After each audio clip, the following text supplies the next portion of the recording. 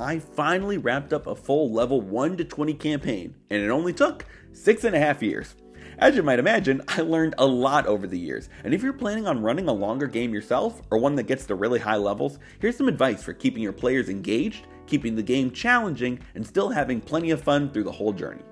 I ran a high fantasy campaign, with plenty of magic, monsters, and taverns to go around.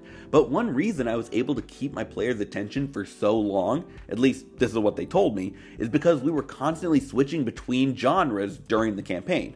Yes, it all took place in your typical pseudo-medieval world, but it wasn't all Dungeons and Dragons slang. We took some real detours along the way.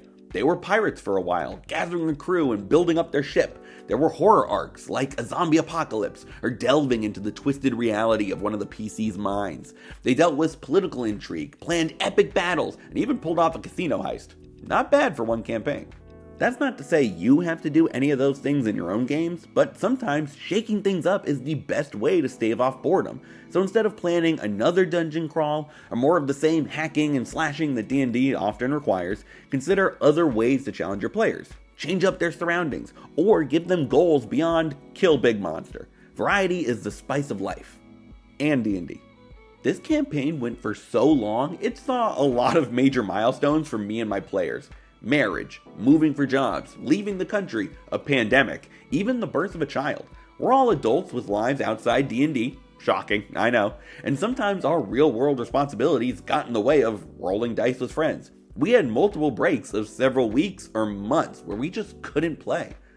And that's okay. There's this very real idea in the community that if your game isn't happening weekly or bi-weekly, something has gone wrong. Or that if a player is going to be MIA for a while, you're better just dropping them rather than waiting a few weeks for their return. I'm not saying you should never play when one person is missing, and sometimes it is the right move for a player to leave the group. But at the same time, taking breaks gives everyone a chance to get their lives settled before diving back in. Burnout is real, and when D&D starts to feel like a chore on top of all your other responsibilities, and not a break from them, having some time off helps you reset and come back feeling excited to play again. Maybe someday I'll have that perfect weekly game, but I'll happily settle for one that goes the distance, even with a hiatus or two. Everybody knows that the more encounters you toss at a party before they can rest, the harder your battles will become, as the players just have less and less options at their disposal.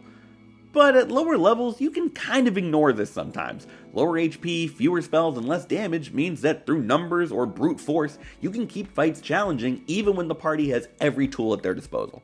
And if you have 1 or 2 encounters beforehand, even better.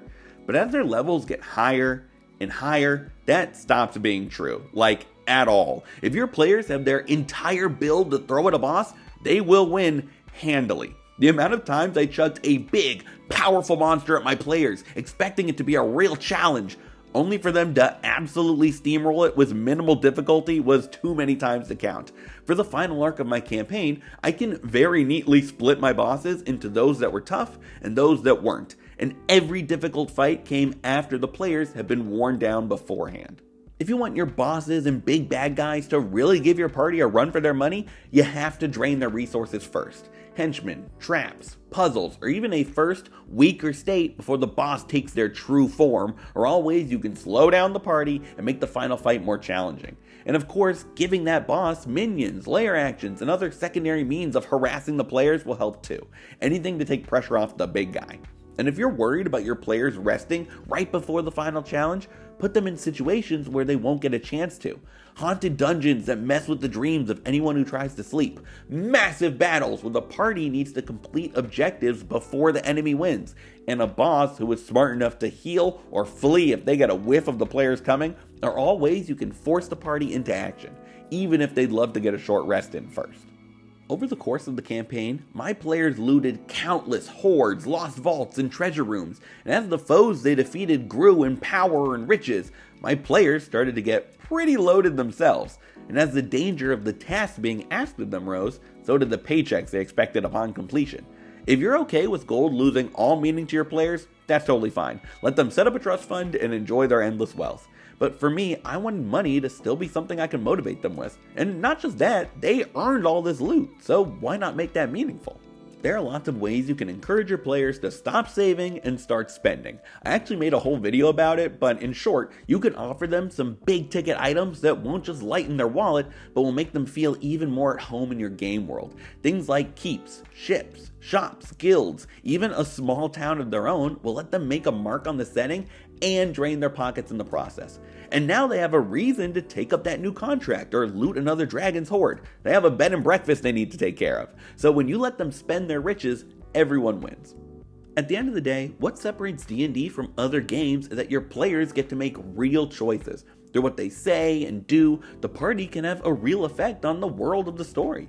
And one of the coolest parts of running long campaigns is that you can show your players that impact. I challenge you to find a single D&D party who doesn't love callbacks, seeing NPCs they met many sessions ago, hearing how the town they saved is now flourishing, revisiting the tavern they founded and watching it grow. It's those moments of wonder when the players feel like they've changed the world in both big and small ways that will keep them coming back for more.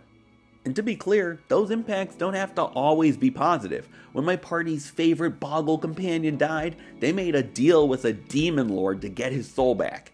And years of real time later, he showed up in the capital, stronger thanks to their help. He ended up destroying the city and launching them into the final arc of the campaign. It was one of the most emotional, impactful sessions we had, and it was all based on a choice they made.